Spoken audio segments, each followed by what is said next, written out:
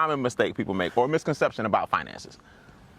One thing is time. A lot of times people say time is money, money is time. Those are two different things. Okay. and we got to understand the difference with that, because money, I can lose $50, $100 bill, fall on the floor, I can go make that like that. Go get it. But I can't get back the time from when I woke up to right now with you and I sitting here. Period. So time can never be remanufactured. So we got to get that out of our head, because here's the deal. There's 168 hours in a week. Mm-hmm. People sell 40 hours of it to their job. Now, how much was that worth? Whatever's printed on that paycheck, that's how much that 40 hours was worth. That's right. But you still had 128 hours to yourself. What'd you do? So that time, that 40 hours, that's what they paid you. But what you can make is based on those 128 hours. That's good. So you got to capitalize on that. And the whole thing, what people do is they take the 40 and they base their life on the 40 that somebody else is giving them. Yep. When your potential is in the hours that were not used. Yep. And they're crying and complaining about those 40 hours, but it's like, what did you do with those 128? Don't worry about those 40 over there.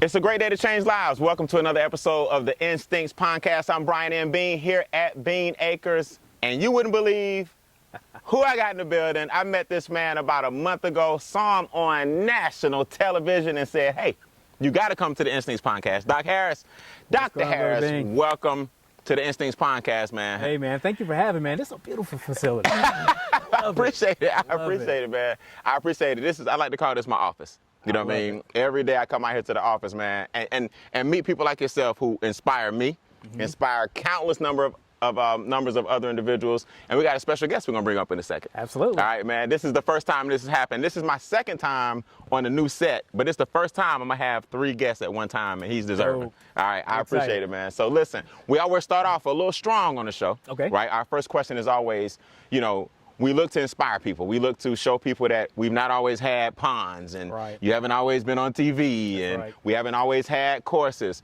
We all come from something. So what I always start the show with is real simple. Arguably, and I say arguably because it could be a lot of situations, what is probably the most challenging thing in life that you've had to overcome? And then more importantly, how'd you overcome it? Wow, man, it's a lot, like you said. But I think one of the biggest ones I would focus on is experiencing a bout of homelessness. Oh, wow. And I was in the military, believe it, of all things, had everything going together, but I went through a divorce. Okay. And that just reset everything. Okay. So went through this money situation. The ex-wife ended up moving back to California. I was in the middle of nowhere in Wichita, Kansas. Get out of here. Yeah, man. So I actually got out of the Air Force a little bit early, took a quick early out, maybe about 6 months early, and just everything financially started falling apart. Got you. And one of the key things was like just that image of being an airman, and now all of a sudden I'm in a financial situation. I'm like living from house to house. Spent 63 days exactly homeless, and just kind of trying to figure things out. So I think that was my biggest thing. Absolutely. But you know, 3 things always changed for me. And I think the first one was I just changed what I started reading, what I started letting in my ear and my eye gates. Secondly, I started focusing on who I associated with. And then the last and most importantly, I had to figure out how to start using my time, because I always was spending time. And I said, you know, it's different between spending time and using time. Using time. That's good. So I started using that time wisely and just started doing different things, getting around cool people like you, who I could start learning stuff that would put me in different positions. Nice. Because when that information changed, man, situations change. Absolutely. Absolutely, man. So let's dial it back. We're going to talk about the mindset it took to even go from step 1 to step 2, from homelessness to where you are now. But let me ask you this. This is kind of a political question, but not really. We don't treat our veterans like we should, man. I mean, we don't. That's true. I mean, we don't. How in the world does a person go off and provide the veil that people like myself, thank you for your service, are provided protection for, and we have shelter because of you, people like you, and then you all have so many challenges getting help from the very government that put you in that position. Am I wrong in that statement? No, you're absolutely correct. What is it about this country that doesn't respect the veterans? Like, how can somebody like yourself end up in that situation and so many people end up worse?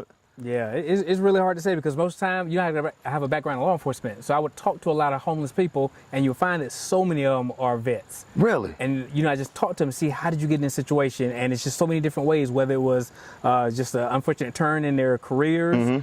Divorce is always a big one. Many of them I met were doctors, engineers, attorneys, biochemists. No house. It's just that something happened. Bad turn of events and malpractice lawsuits, stuff like that, and they end up in those situations. But then, like you said, you would think that there would be more programs where the government would step in and help people serve the country.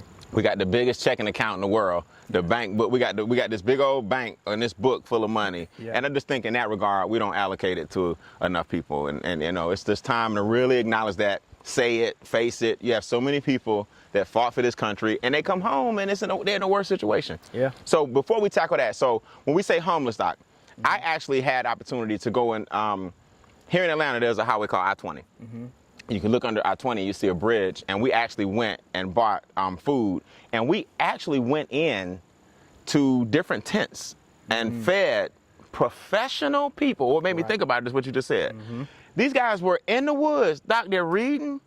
They had lights to make, one guy was reading Think and Grow Rich, I'll never forget it. Wow. And he was like, honestly, man, we're kind of out here by choice. He was like, you know, we really don't want to be in a shelter. We're going to get back on our feet, but we kind of live out here by choice. Was your situation not by choice per se, but did you have people that opened their doors for you, or were you actually outside with the elements in a tent? I had people opening doors for me, sleeping on couches here and there, sleeping on floors and basements. Wow. Slept in cars. Got you. A little bit. So, but I knew that wasn't me. It wasn't my design.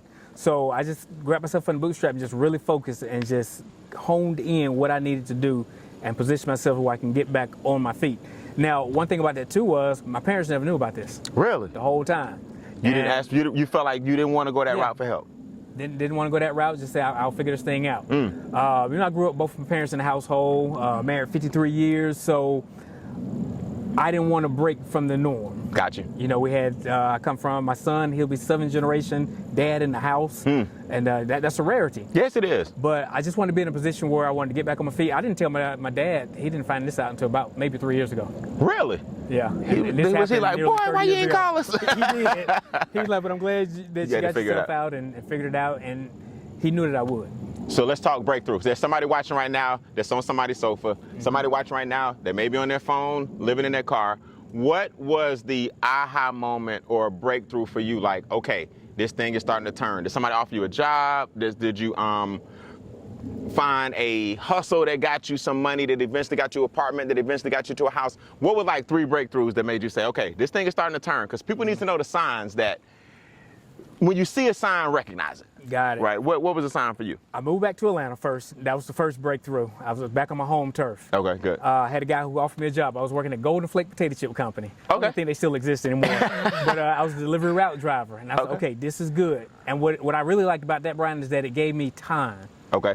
Where I could start focusing, thinking, reading. I was reading while I was on the truck, in between stops, waiting for the delivery door to open in the back. So I just started reading and meeting people, and that's the biggest thing. I think the biggest breakthrough is networking. Man. You gotta know people, you gotta meet people. So man, I had people offer me, well, what did you do in the Air Force? And I was a jet engine mechanic in the Air Force, avionics. But it was still a process if I wanted to get on with Delta or Eastern Airline. I'm dating myself. I remember Eastern back then. We ain't that old. I remember Eastern. All right. Yeah. So it was still testing I had to do. What you got to do with your A&P license, all this, it was time tested, money involved, which I didn't have at the moment. So I had a friend of mine, I always want to get in law enforcement. So I had a buddy of mine, and he said, listen, I can get you in law enforcement. Really? So I got my foot in the door in law enforcement a little bit, kind of worked my way up, and then that's where I started getting it together. And fortunately in law enforcement, it's positions where we can have courtesy officer positions. Okay. That's where you live in an apartment rent-free. Get out. Yeah, you just go That's around the 1-2 and pass punch. out. There it is. I said, we on to something now, baby. So, you know, I hand out flyers and late notice and stuff. That was pretty much your responsibility. Go to some loud music kind of stuff.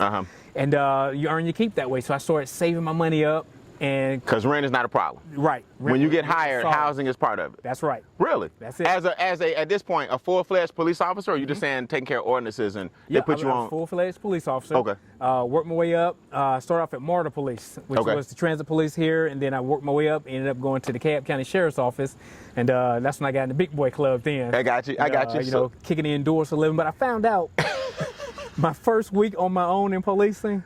That's when I realized I needed an exit strategy. Yeah. This is cool for the moment. It had the benefits, but I found out, man, that I was allergic to hot lead coming in my direction. Wait, did somebody fire on you? Man. A few times? Yeah. I had 3 shooting situations where I was shot upon. So that wasn't going to be for me long. That'll make you say, how long do I want to do this? Really? So yeah, explain one to me. Like, give me, you know, this is the Instincts Pondcast, man. I'm into stuff like this. Explain one situation. Well, give me the scariest situation. My very first one was the first one. That was the scariest one. I was on the train, and I specifically remember fighting this guy. He had, ultimately, after we found out, searching his bag, he had 2 weapons. He had 2 guns and a knife. In the bag? In the bag. On the train? On the train. Okay, so what was the situation that made you accost him? He was acting irate and everything. All the customers getting all scared and everything. So, of course, I had to go over and deal with it. And he reached in the bag, grabbed one out. One of the pistols? One of the pistols. So I jumped on him, tackled him. We fighting. I had him in a position where I kind of had the weapon under him. I pulled my weapon out, and I had it towards his head. But I had so many thoughts going through my head. I'm a brand new officer.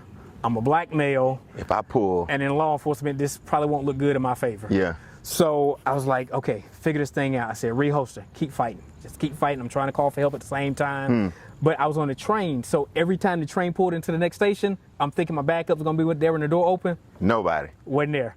Closed the door. Passengers not helping? Nobody doing nothing? No. They ain't jumping in? I got the first gun away from him, pushed it away. Somebody kicked it back to him and said, kill that MF police. What? So at that point, man, I knew right then, this law enforcement ain't going to be for me. And you still decided not to pull yours? Still didn't, because I still had that second guess in my head that if I pull this trigger, it's not going to go right. Yeah. So I kept fighting. I ain't mad at Short, man, we went down about 3 more stations, and I won't forget, Fred Hammett. Fred Hammett is like 6'4", 6'5", all a bit about 280, 300 pounds. He was there. I saw that door open, and I was like, yes. So, Big Fred. Big Fred. Big Fred. Let me throw one for Big Fred. Big Fred. Big Fred was at what? Man. I bet you remember the station. What station was it? High Tower? No, it's Peachtree Center. Okay, Peachtree on the Center. North Line. Okay. Big Fred helped me out, and man, I remember Fred just grabbed them off like a little sack of potatoes and just snatched them off and everything. We stuffed him, cuffed and everything. And wow. To this day, me and Fred are great friends. He's a police chief now. I know he here is. in the metro area, but man, that was the biggest one.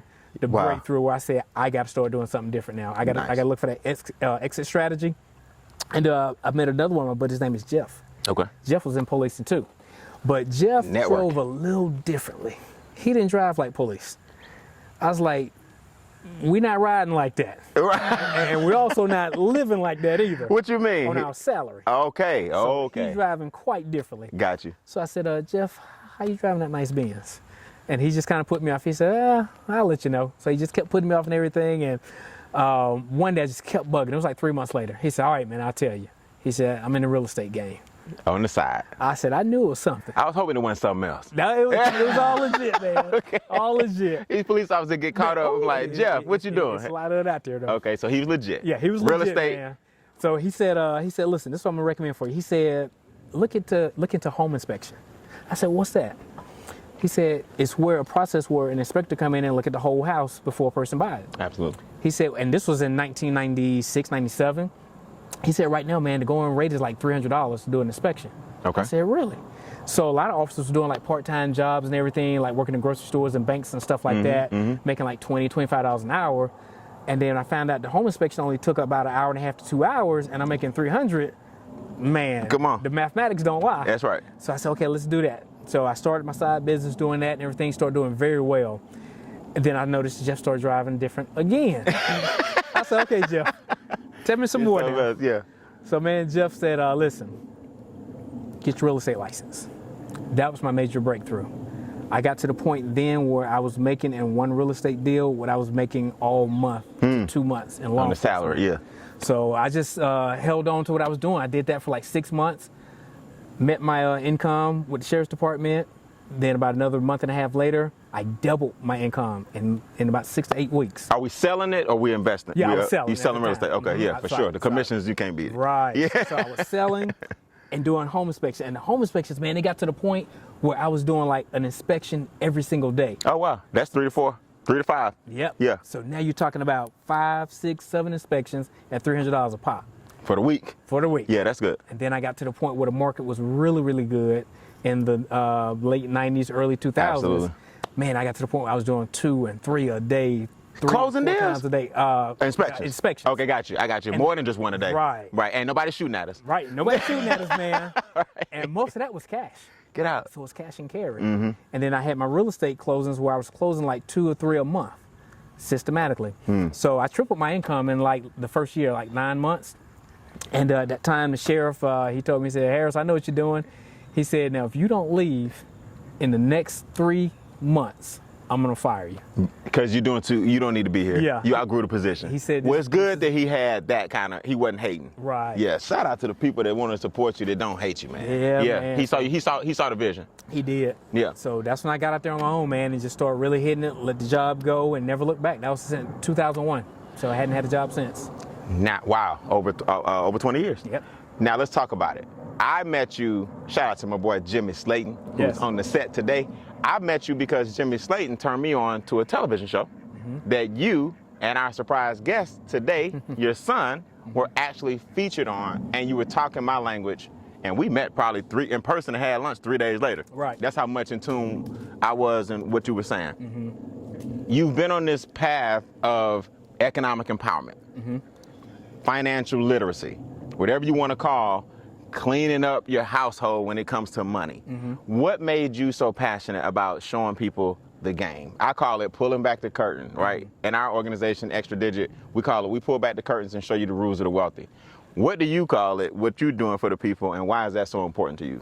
Help creating indestructible generational wealth. I come from a family of entrepreneurs. My family actually owned the first 2 black-owned hotels here in Atlanta. Come on. Back in the pre-civil rights era. Which ones? So one of them was Ford and Mays. Okay. And the other one, most people in Atlanta still know it as Pascal's. Yeah. So both of those Northside Drive. my family. Yep. Absolutely. So that was back during the pre-civil rights era when it was already hard to own a business as a black business, let alone a hotel.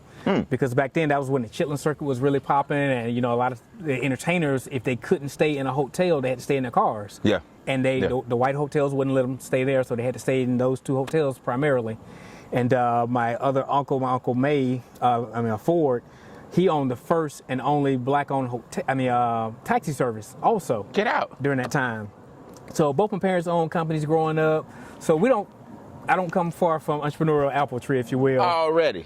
So Already. Wifey and I, we started multiple companies. The kids, I would always take the kids with me no matter where I went. Just like my dad did with me, whether it's a Chamber of Commerce meeting, business meeting, speaking events, just acclimate them to the environment. And one day my son, Caden, man, he was just like, Dad, what's the dividend?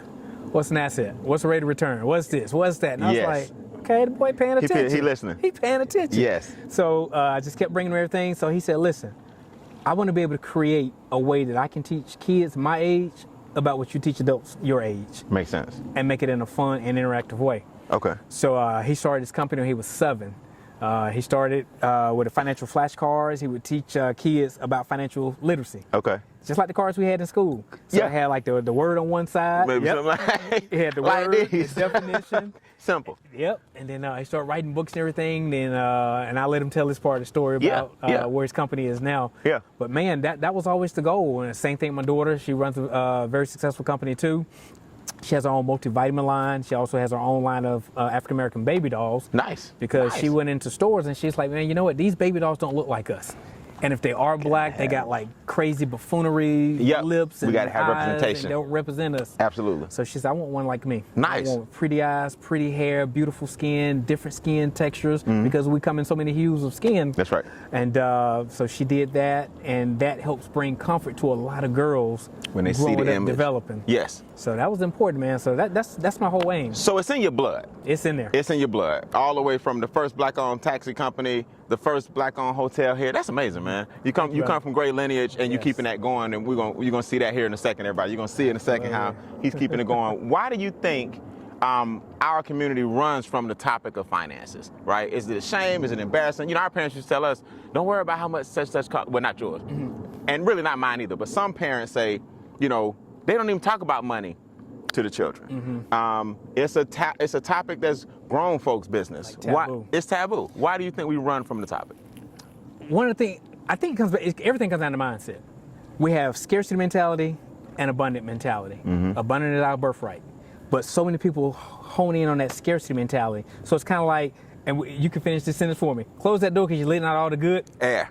You know what I'm saying? Turn off those lights, stuff Turn like off that. the lights. because You we're run on my operating- light bill. That's it. Yeah. So we're operating in that mode of scarcity instead of abundance. So when we talk about money, it's very uncomfortable to talk about it because how much you got is your business, how much I got is my business.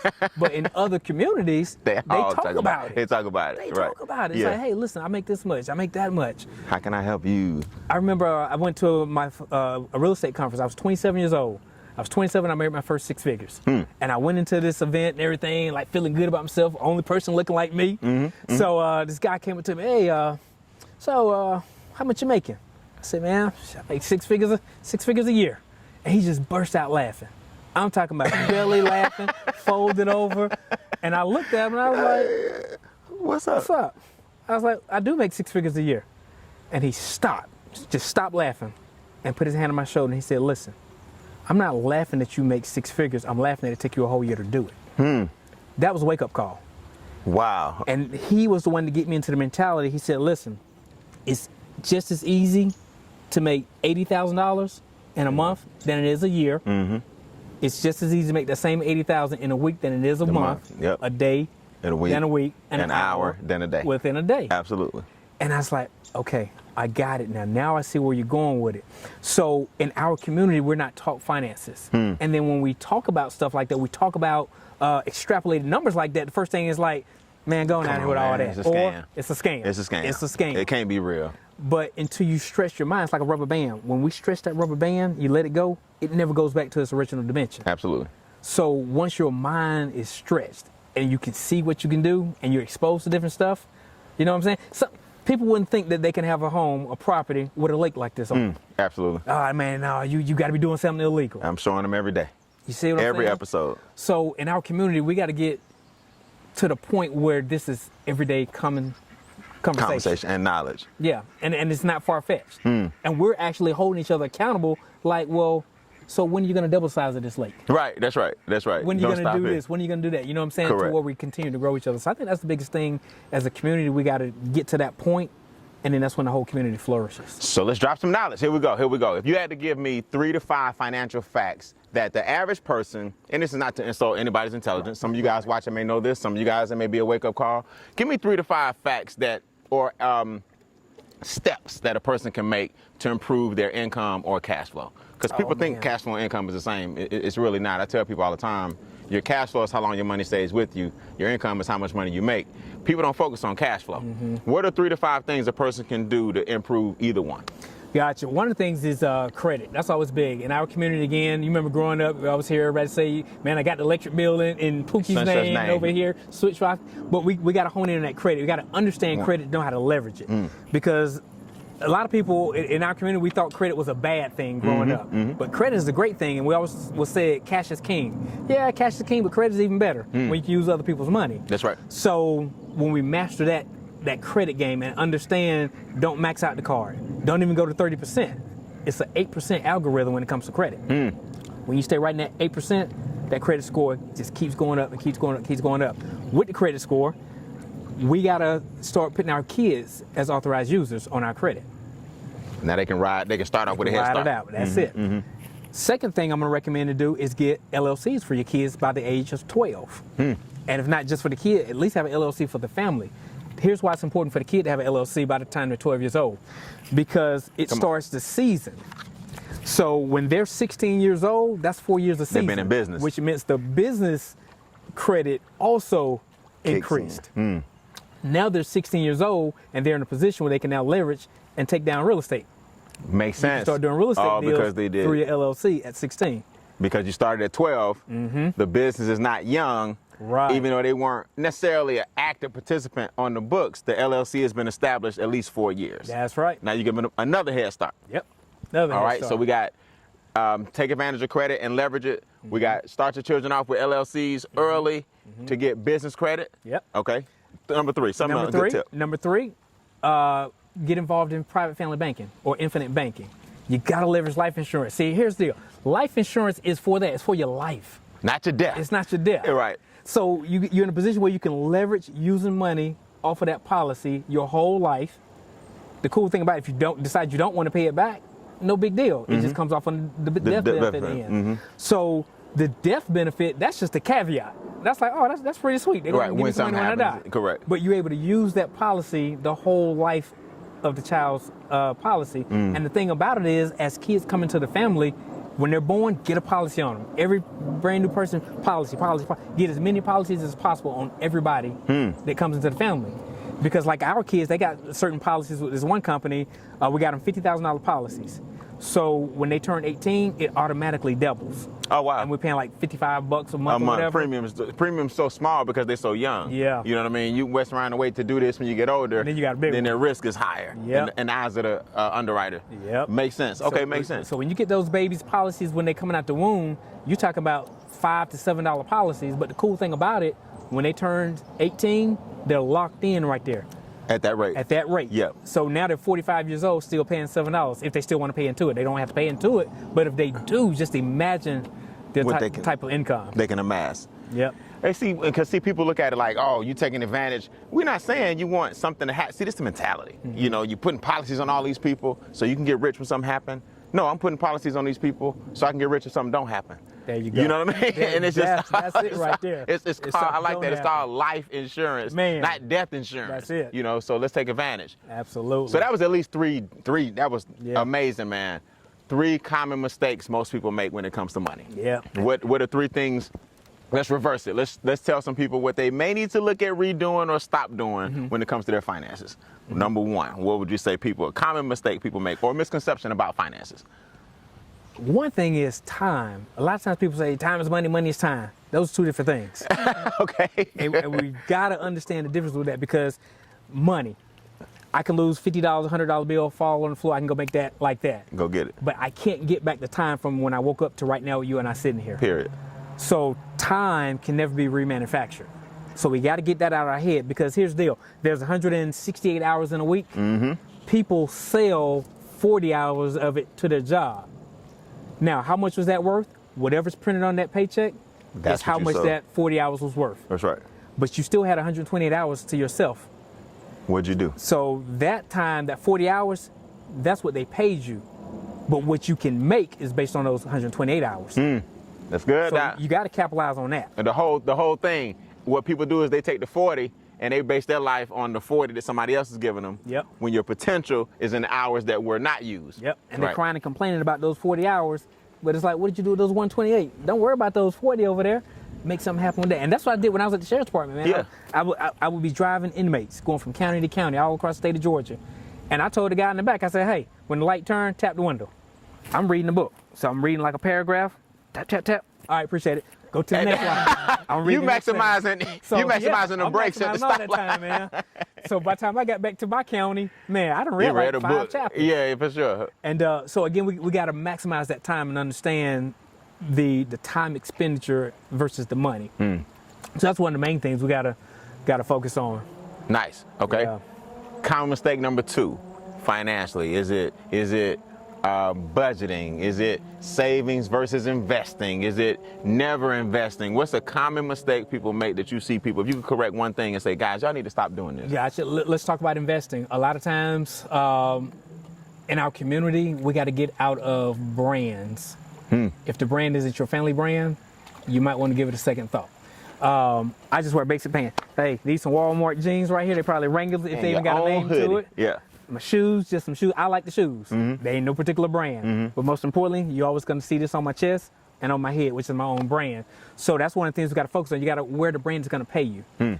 And not focus so much on putting our dollars in places that's not creating a rate of return.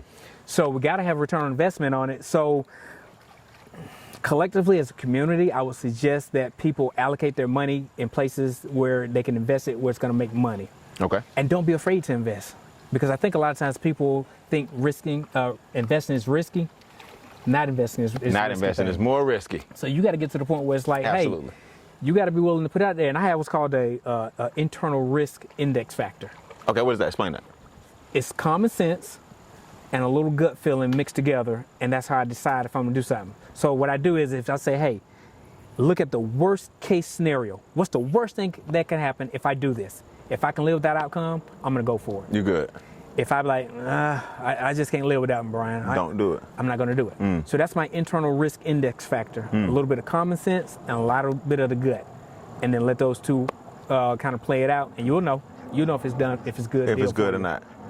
Is there, okay, let me ask you this, Doc. What I said was I was going to start being a little more, I'm going to push the envelope a little more on the show. Let me push it with you a little bit. Okay. Do you believe in some of the non-traditional investments? We know traditional investments, right? Your IRA, put something away for a rainy day, your emergency fund, we got your 401k, you got your S&P 500. How you feel about the way the world's going with digital money? Trading, gold, cryptocurrency, NFTs, the blockchain. What do you think about the new money? It's the way to go, because we can't keep doing the same thing. We can't keep doing what our grandparents was doing, thinking we're going to have a different outcome. Okay. So, I mean, and it's just so many different investments.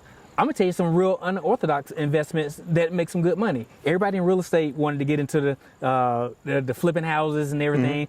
That was okay. There's just as much, if not more money in investing in mobile homes.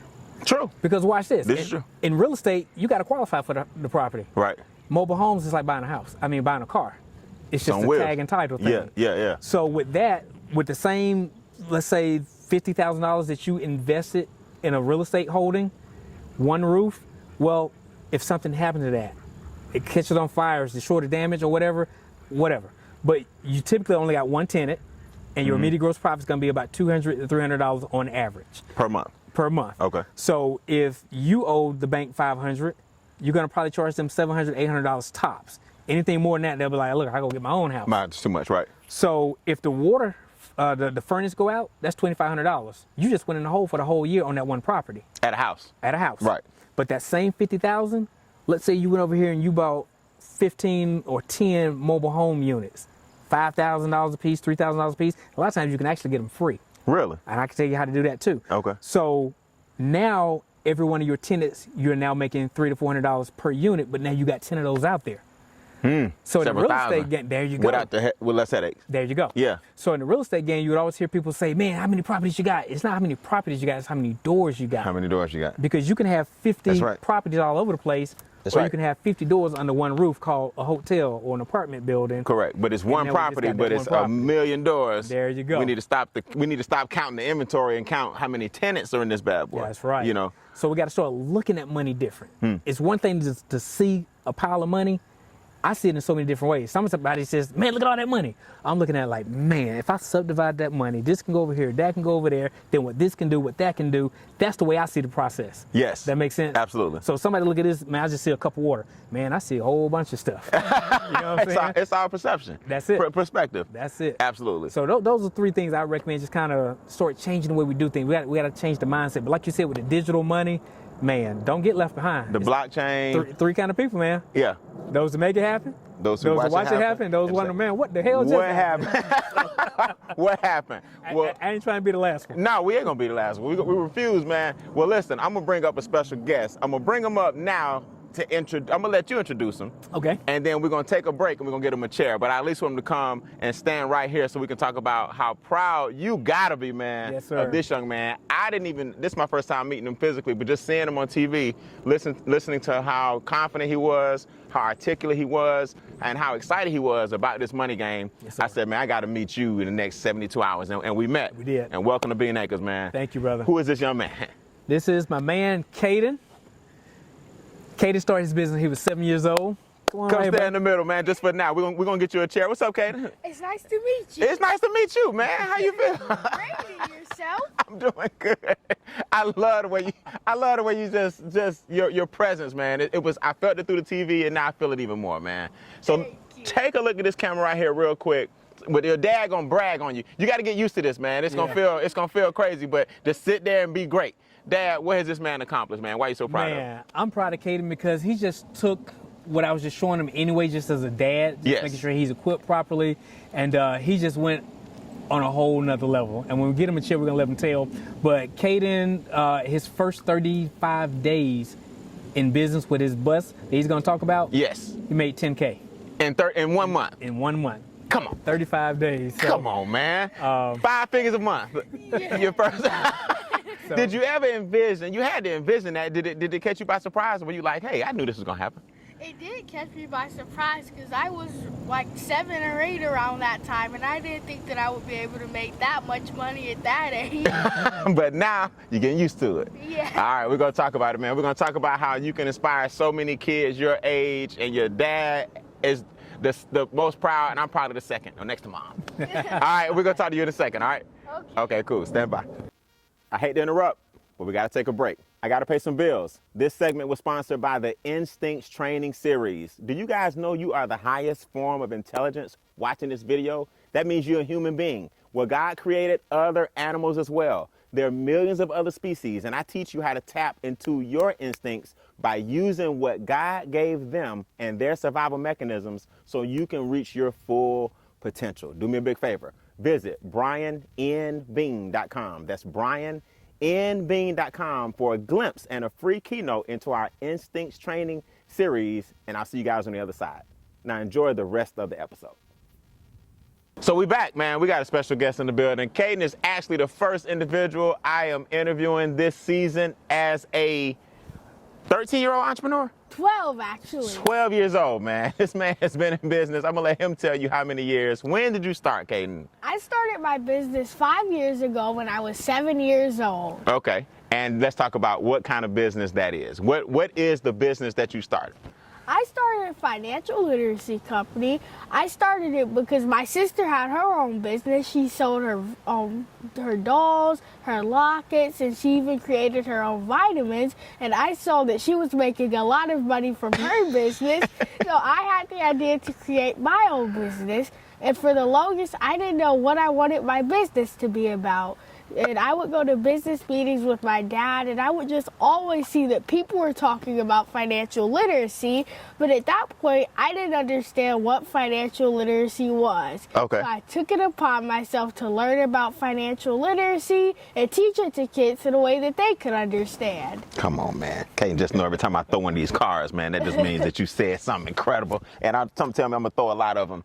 So you noticed that there was basically a need in the market for people your age to understand money. Yes. Now, Dad, any friendly competition? Do they kind of go, what you sell this week? What I said? Not really. Actually, they work well together. They work well together. There were times where his sister wasn't at an event, he would pitch in for her, and then vice versa. But they really good though. That's what you're supposed to do, man. Y'all supposed to help each other, man. Yeah. Y'all supposed to help each other. So you have this vision that you want to help children your age understand financial literacy. What's the first step? We're gonna get to the bus because that's the hidden jewel. But what's the first step? Do we start making videos? Do we pound the pavement? What's the first step to bringing some awareness to people your age? What'd you do? Well, the first step I did, my dad had an investment into me of $200, and with that, I was able to create my very own financial flashcards. I would see that kids, they usually use flashcards to learn different words, to learn how to speak. So I had the idea, why not turn flashcards and have financial terms on them so that they could learn different financial terms. So for example, it would have, for like a loan, then it would say the definition of a loan. It would have an asset, a liability, just different financial terms that would be easy to learn and a quick definition that teach them what it is. Man, come on, Kate. Okay, all right. I said this season I was gonna push the envelope just a little hard. So I'm about to push the envelope. For you, it's gonna be easy. What is interest? And interest is the amount of money that you get, the amount of money you pay for borrowing money. Simple enough. Simple enough. Caden, what is an asset versus a liability? Like, which one should we have?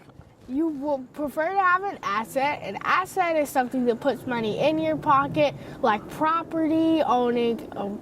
With the property, you could rent it out, you could put it on Airbnb, just different ideas like that. Okay. And a liability could be something that takes money out of your pocket.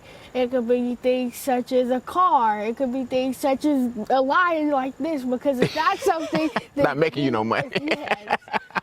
Okay, good stuff, good stuff. So, Caden, let me ask you this. What do you think is a common mistake people make when it comes to money? I would say that they spend their money as soon as they get it, which is not the right thing to do. I would say that they should invest some of their money, save some of their money, and every time from the profits from my business, I get 10% of what I earn from my business. Now, I'm not saying that you shouldn't spend your money on nice things that you want. Right. I mean, I just bought WrestleMania tickets because I'm a huge wrestling fan, but I would say don't spend all of your money just in one place and spend it all at one time. Okay, all right, good. Let me ask you this. Is the bank my friend or my enemy? Or does it depend? It depends. It can be both. Okay. When are they my friend? I would say they're your friend when you can loan it, where you can take a loan from them. Where you can We friendly then. Okay. Yes. But they're my enemy of what's happening. Sometimes if you have to pay back interest, if you do certain things that they have, like certain rules that the bank might have, then that's when they can become your enemy. Right. Hey, Dad, I can't stump him, man. Yeah. I'm pulling out some of my big guns. Dad, what made you start taking them to the meetings? Well, okay, so we knew that if he was around it, he would pick up. Mm-hmm. He said one day he came and he was just asking questions, so obviously it hit him. Right. What made you say, no matter what, these meetings are more important than gaming? Or was there any part of you that was like, am I starting too early? Did you have any doubts? No, I never felt it was too early. It's kind of like if these kids can learn dances and songs at 3, 5, 6 years old, they can learn what a dividend is. They can learn what a rate of return is, stuff like that. So I always knew that I would just take them, and if it was just too much, it was just... He tuned out. Yeah. Yeah.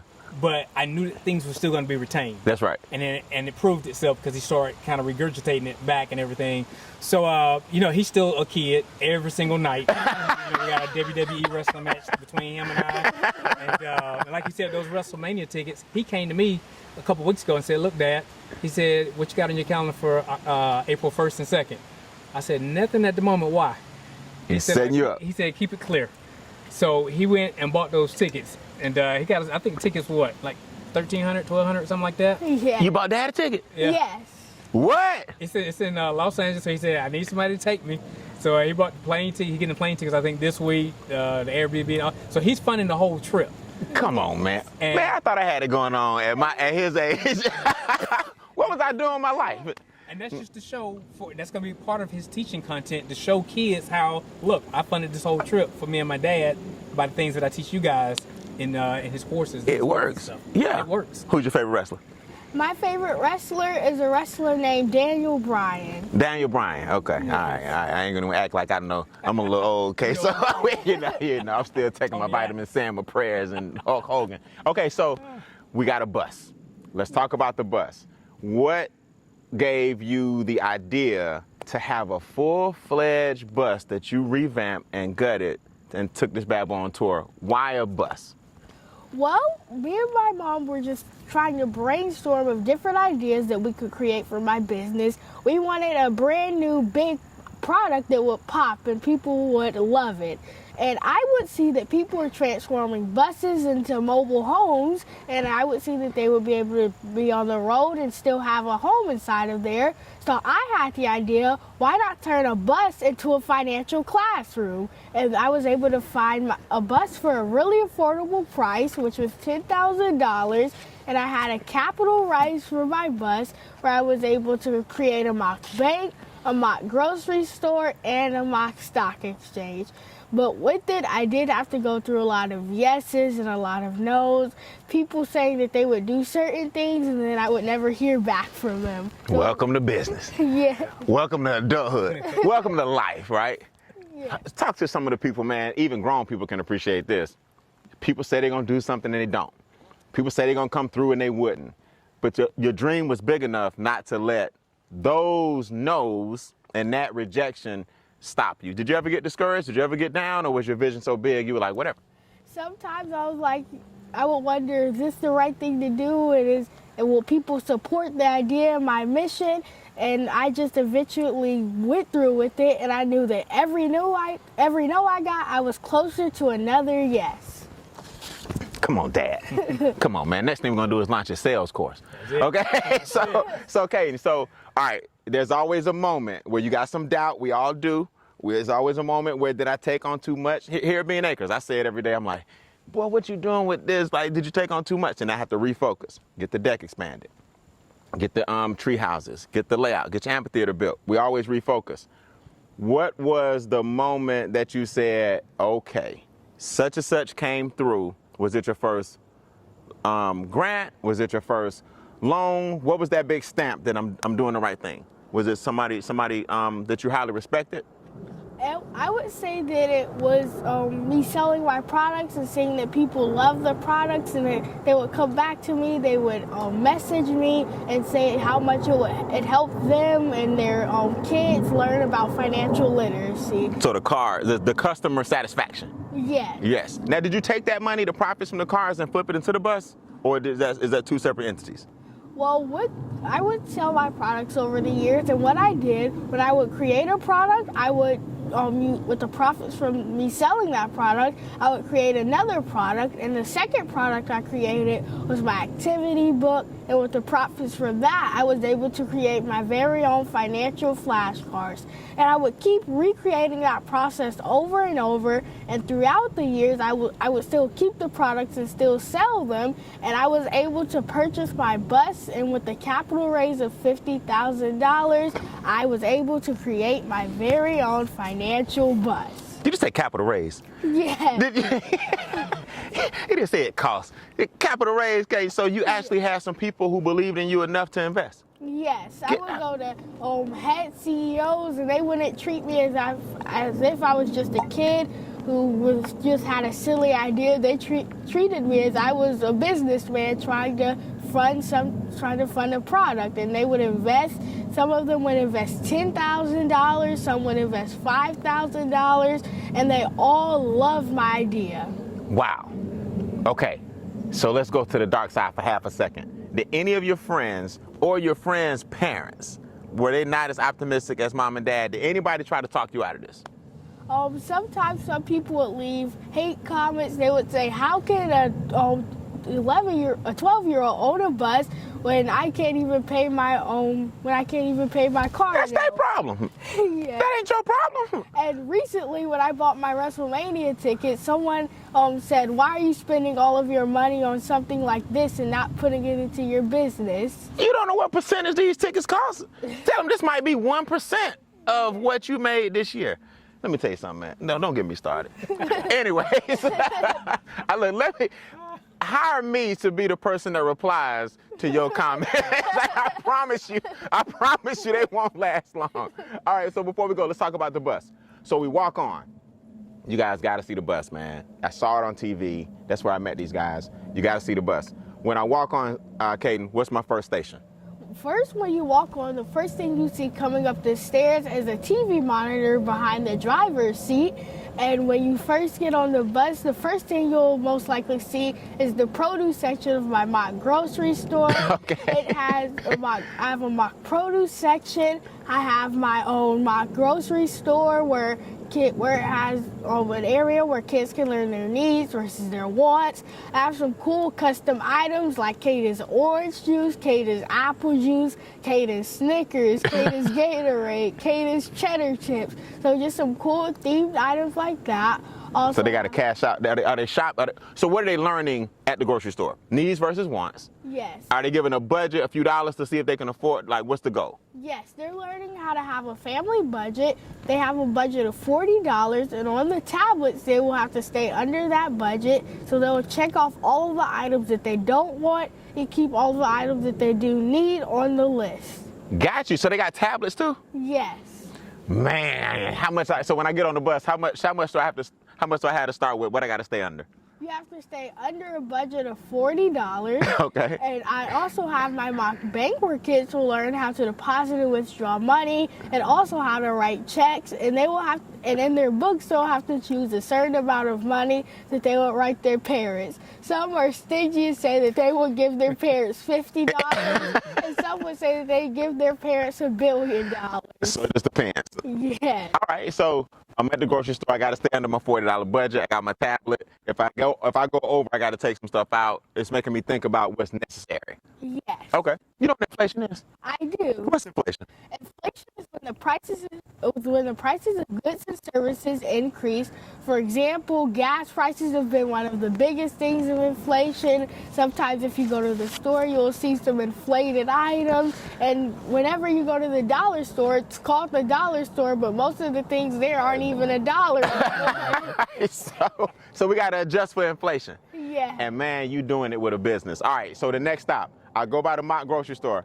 Am I going to the stock market? Is the stock market at the end, or where am I now after the grocery store? The stock market is the last thing. You would use your leftover money to go into the mock stock exchange, where you would invest in stocks. They would take a stock quiz where we would test their knowledge on how well they know about stocks. We'll show them what a stock exchange is, what the stock market is. I even have a bell that I'll ring to show them what happens at a stock exchange. When it's over. Yes. Okay, you gonna be, man, I'm scared of you, man. I ain't lying. I mean, if you think I'm sitting up here just saying this for the camera, I promise you I'm not. When you get my age, or even way before, man, I just want to pop this tape out and say I knew him when.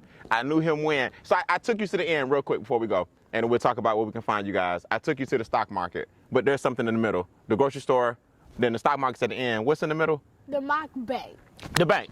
Yes. What we do at the bank? We're doing debits and credits, checks and balances. What we doing? Yes, that's where they learn how to deposit and withdraw their money, and also how to write checks. It has a cool design. It has a teller station where they'll be able to know, and it also has a mock ATM where they'll be able to know how to use an ATM. Okay, nice.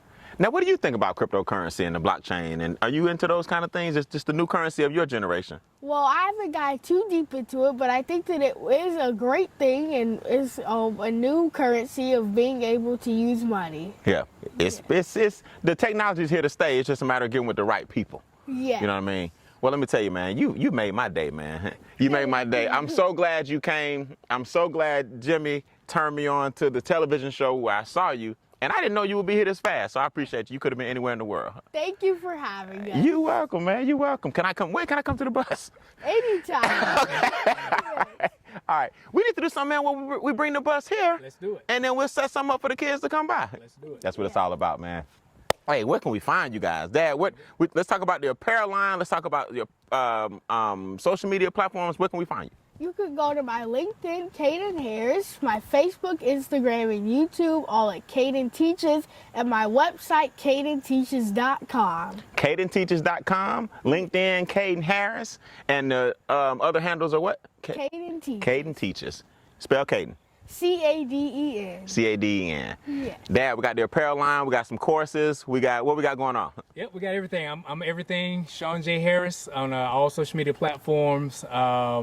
I can be found at SeanJHarris.com, spelled S-E-A-N, the letter J, Harris.com, and also Growth Family Legacy for our consulting business to link up with us. Okay, nice.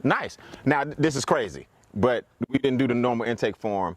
Can the viewers of the Instincts Pondcast get a coupon code so we know they came from here and get some kind of, can we do something cool for them? Absolutely. All right, so we want to bring everybody together to keep watching the show, man. If you type in the word Instincts, I ain't going to tell you, I ain't gonna put the man on the spot, but if you type in the word Instincts, you'll see some kind of benefit, some kind of bonus, some kind of discount. We will work it out, man. But for watching the show, I wanted you guys to get exposure to these two incredible entrepreneurs. Type in the word Instincts and let them know you came from the show, man. And I guess we'll take full advantage of their knowledge, wisdom, and understanding. It's a great day to change lives, man. Before we go, one more question. Yeah. If you had to pick one animal, of all the God's creatures, we're the highest form of technology on the planet. No, we're the highest form of human beings on the planet. What animal would you pick other than a human or a lion, and why? That's a very tough question, but one of the ones that I would probably say is a monkey, because I would say that they're one of the most intelligent animals and that they know how to do certain things, and they're the closest to being a human. Okay, good enough. Yes, they are intelligent. That you are, and they are the closest to us. Did you know this? Did you know that a dolphin's DNA is the closest thing to a human? Could you believe that? I didn't know. Fun fact. You teach me money, I teach you animals. Yeah. All right? Dad, what you think, man? We're the highest form of intelligence on the planet. What animal do you relate to and why? I would pick a giraffe. What? First time. Giraffe got high view, and if he takes time to keep his head down lower for too long, he'll suffocate. You will. So just like in life, I don't keep my head down and keep it up high. And on that note, can't do me a favor. Hold one of these. Hold that, man. On dash note on 3. We're gonna on dash note on 3, man. Throw the card with me. The giraffe out of here. 1, 2, 3. Appreciate it, man.